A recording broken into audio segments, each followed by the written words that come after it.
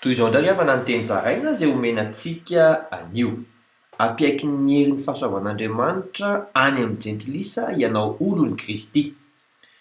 Ny fahasoavana dia mariky ny fanavotan'ny tompo anao olon'i Kristy.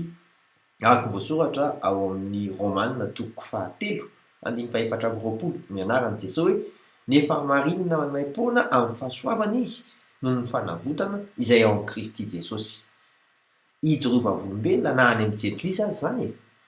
Araka ny voasoratra amin'ny Romanina toko 10:7 amin'ny anaran'i Jesosy hoe mba hankalazan'ny jentilisa an'Andriamanitra koa noho ny famindram-po araka ny voasoratra hoe izany no hiterako anao any amin'ny jentilisa sy hankalazako ny anaranao. Manana fanantenana e.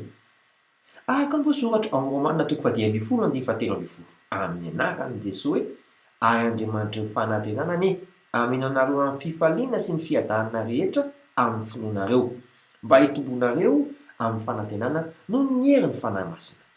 Matoki, mahereza, hivavaka isika. Ray eo, hafa tena hafa ny fahatoniana anaty omenao ahy izay eo ambanin'ny fahasoavanao. Misaotra Tompo, manome hery ahy. Amin'ny anaran'i Jesosy Kristy, velona avy any Nazareta. Amen. Mandra-piaona Tompoko.